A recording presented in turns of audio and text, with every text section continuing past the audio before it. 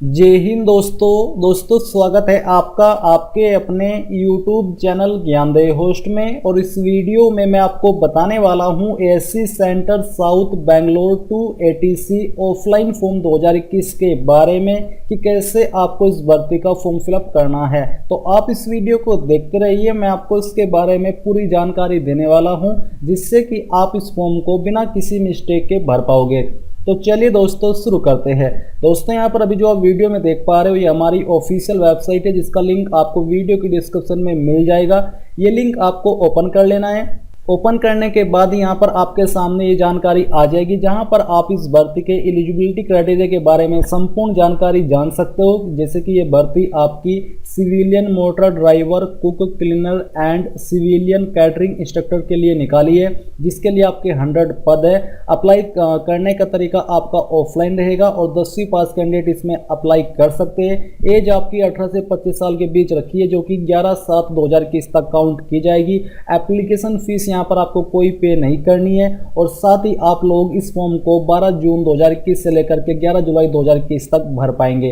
नीचे आप post wise and post wise qualification के बारे में जानकारी जान सकते हो। यहाँ पर ये जो क्वालिफिकेशन की जानकारी दी है, अगर आपको इसमें कुछ कंफ्यूजन है और आप मेरे द्वारा उसको क्लियर कराना चाहते हैं तो मैंने इसके एलिजिबिलिटी क्राइटेरिया के बारे में एक वीडियो बना रखी है जो कि आप यहाँ पर देख पा रहे हो। भारतीय सेना भर्ती 2021 इस नाम से आप इस वीडियो को वॉच करके जो भी आपके डाउट है क्वालिफिकेशन को लेकर के वो क्लियर कर लीजिए। और अगर आपको लगता है कि आप इसमें अप्लाई करने के लिए एलिजिबल हो तो आप आगे इस वीडियो को देखते रहिए। तो जो लिंक मैं आपको वीडियो के डिस्क्रिप्शन में देने वाला हूँ, ये लिंक ओपन करने के बाद आपको यहाँ पर नीचे आना है और नीचे आकर के आपको जो डाउनलोड ऑफलाइन फॉर्म पीडीएफ है, अगर आप वेबसाइट को मोबाइल से ओपन कर रहे हो तो आपको यहाँ पर लॉन्ग प्रेस करके इस लिंक को न्यू टैब के अंदर ओपन करना है, तभी आप अपना एप्लीकेशन फॉर्म का पीडीएफ डाउनलोड कर पाएंगे। तो जैसे आप इसके ऊपर क्लिक करोगे तो आपके सामने यहाँ पर इस तरह से ये ओपन हो जाएगा और आपके सामने एप्लीकेशन फॉर्म का परफॉर्मा आ चुका है। तो ये आपका ऑफिशियल एप्लीकेशन फॉर्म है, आपको इसको डाउनलोड करके प्रिंट करा लेना है। अब आपको कैसे कहाँ क्या जानकारी भरनी है वो आप यहाँ पर देख लीजिए। तो सबसे पहले तो यहाँ पर आपको अपना self attested passport size photograph चिपका देना है। फिर यहाँ पर पोस्ट अप्लाइड फॉर, यानी कि आप कौन सी पोस्ट पर अप्लाई कर रहे हो। तो यहाँ पर दोस्तों यहाँ काफ़ी सारी पोस्ट है जो कि आप यहाँ पर देख सकते हो। तो इनमें से जिस भी पोस्ट पर आपको अप्लाई करना है उसी पोस्ट का नाम यहाँ पर लिख दीजिएगा अंग्रेजी के बड़े अक्षरों के अंदर। वैसे आपको पूरा फॉर्म ही अंग्रेजी के बड़े अक्षरों के अंदर भरना है। फिर at 2 point name of the candidate, यहाँ पर आपको अपना पूरा नाम अंग्रेजी के बड़े अक्षरों के अंदर लिख देना है आपकी 10th की मार्कशीट के अनुसार। मोबाइल नंबर यहाँ पर आपको जो वैलिड हो, जो चल रहा हो वो नंबर देना है। ईमेल आईडी आपको यहाँ पर अपनी लिख देनी है। फिर आधार नंबर, यानी कि जो आपका आधार कार्ड है उसका नंबर आपको लिखना है। फादर नेम, यानी कि आपके पिताजी का नाम, तो ये नाम भी आपको 10th की मार्कशीट के अनुसार ही भरना होगा। इसके बाद date of birth as per education certificate. Education certificate से मतलब है 10th की मार्कशीट, तो 10th की मार्कशीट में जो डेट ऑफ बर्थ दी है वही यहाँ पर लिख दीजिए। 8 पॉइंट है आपका कोरस्पोंडेंस एड्रेस, यानी कि आपका प्रजेंट एड्रेस। तो जो भी आपका प्रजेंट एड्रेस है वो आपको यहाँ पर देना है। अगर हाउस नंबर एप्लीकेबल है तो हाउस नंबर लिखिए, नहीं तो आपकी जो आसपास की सड़क है वो लिखिए, नहीं तो विलेज का नाम यहाँ पर लिख दीजिए। पोस्ट ऑफिस आपका जो भी हो यहाँ पर लिख दीजिए, अगर आपका पोस्ट ऑफिस लगता है तो लिख दीजिए, नहीं तो आप इसको खाली छोड़ सकते हैं। डिस्ट्रिक्ट यहाँ पर लिख दीजिए, अपनी स्टेट लिख दीजिए और पिन कोड यहाँ पर डाल दीजिए। नीचे है परमानेंट एड्रेस, तो जो ऊपर आपने भरा ये था आपका प्रजेंट और नीचे है आपका स्थायी पता। तो अगर आपका प्रजेंट और परमानेंट एड्रेस सेम है तो आप यहाँ पर ऐसे भी लिख सकते हैं कि सेम एज कोरस्पोंडेंस एड्रेस, यानी कि सेम एज लिखना है SAMEAS और इसके बाद आपको सेम लाइन ये लिख देनी है कोरस्पोंडेंस एड्रेस। बट अगर अलग अलग है तो आप अलग से भी यहाँ पर अपना एड्रेस लिख सकते हैं। या अगर आप चाहते कि आप फिर से अपना प्रेजेंट एड्रेस यहाँ पर मेंशन करना चाहते तो वो कर सकते हैं, बट ऐसा नहीं। आज के वक्त में अगर कुछ दोनों के एड्रेस सेम होते तो नीचे एक एड्रेस में सेम एज कोरस्पोंडेंस या फिर सेम एज परमानेंट एड्रेस लिख दिया जाता है, जिससे कि वक्त बचे फॉर्म भरने का और जो फॉर्म को चेक करते हैं वो भी समझ जाते हैं कि हाँ इसका मतलब क्या है। फिर दोस्तों 10 पॉइंट आता है आपका एजुकेशनल क्वालिफिकेशन, यानी कि शैक्षणिक योग्यता, जिसमें कि आप यहाँ पर 10वीं ITI डिप्लोमा 12th तक की जानकारी दे सकते हो। तो अगर आपने एलिजिबिलिटी चेक कर ली होगी तो आपको मालूम हो गया होगा कि किस पोस्ट पर अप्लाई करने के लिए क्या क्वालिफिकेशन चाहिए। बेसिकली 10वीं ही चाहिए सभी पोस्ट पर अप्लाई करने के लिए। जो आपकी मोटर ड्राइवर की पोस्ट है इस पर एक्सपीरियंस चाहिए, बाकी पोस्ट पर आपसे कोई भी जरूरी रूप से एक्सपीरियंस नहीं मांगा, यानी कि आप सिंपली 10th पास से अप्लाई कर सकते हो।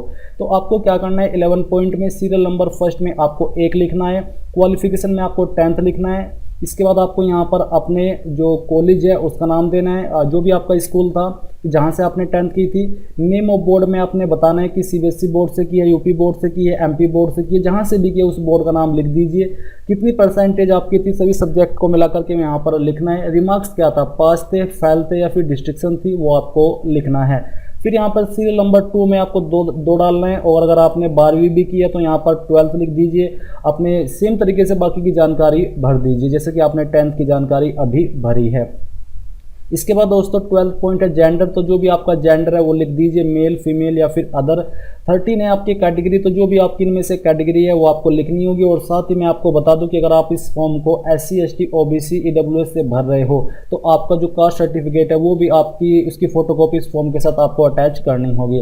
14 पॉइंट है if applied for the post of ex serviceman, अगर आप एक एक्स सर्विसमैन के तहत अप्लाई कर रहे हो तो यहाँ पर आपको येस नो लिखना है। अगर येस लिखोगे तो आपको उसकी जो डॉक्यूमेंट है फोटोकॉपी है वो अटैच करनी होगी, नहीं तो आप यहाँ पर सिंपली नो लिख दीजिए या फिर इसको खाली छोड़ दीजिए।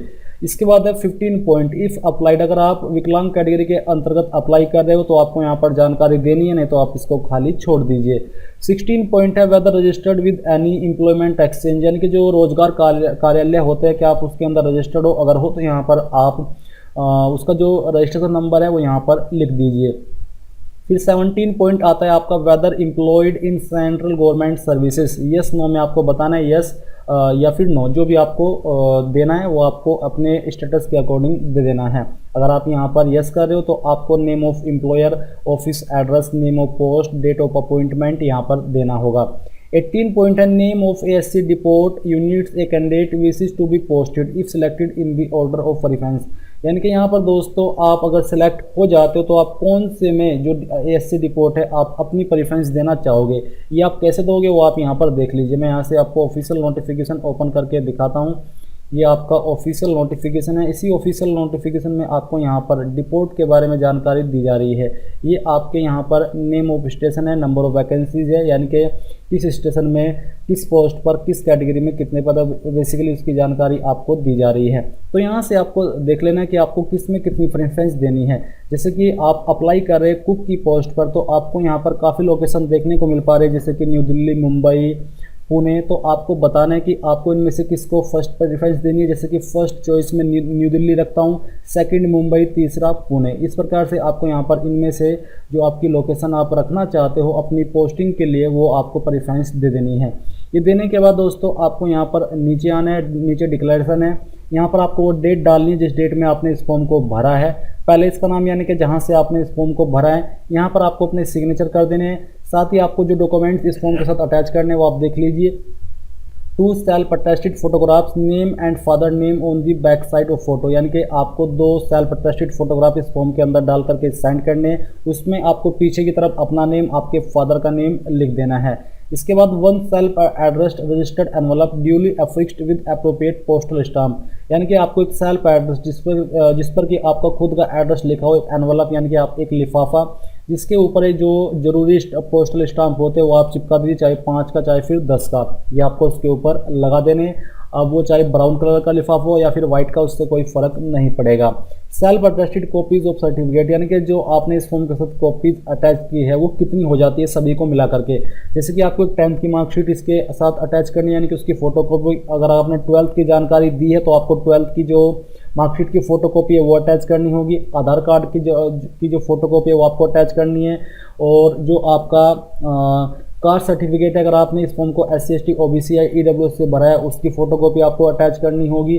तो जितने डॉक्यूमेंट्स आपके हो जाते हैं वो मिला करके कितनी कॉपी होती है वो आपको यहाँ पर लिख देना है। 4, 5, 6 कितनी सीट है वो आपको बताना है।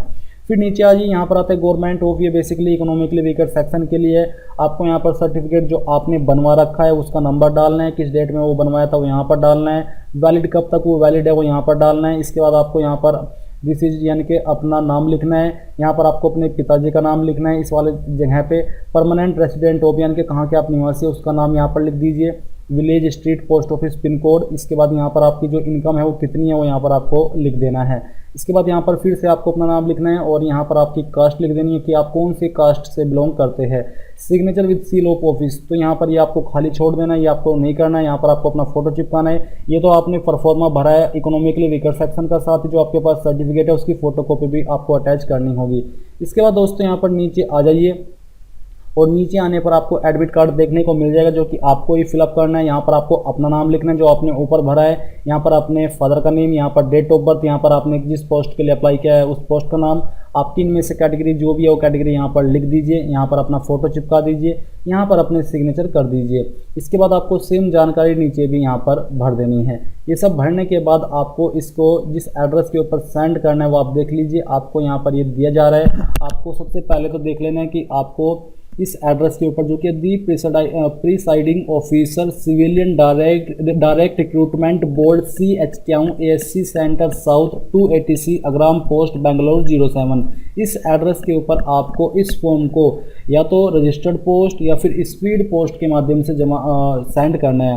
दो माध्यम का आप इस्तेमाल कर सकते हो, स्पीड पोस्ट या फिर रजिस्टर्ड पोस्ट।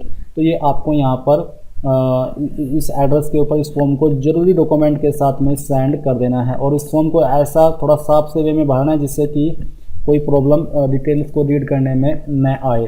इसी प्रकार से आप लोग इस फॉर्म को भर पाओगे। आई होप ये जो प्रोसेस है वो आपको पसंद आया होगा। अगर आपके सामने कहीं पर जानकारी समझने में कोई प्रॉब्लम हुई है या फिर आपको कहीं पर डाउट है तो आप कमेंट के माध्यम से पूछ सकते हैं। एंड इस वीडियो के लास्ट में मैं आपसे यही कहना चाहूँगा कि आप इस वीडियो को लाइक, शेयर और आपके अपने यूट्यूब चैनल ज्ञानदेह होस्ट को सब्सक्राइब करके बेल आइकन को ऑन कर ले। Thanks for watching. जय हिंद।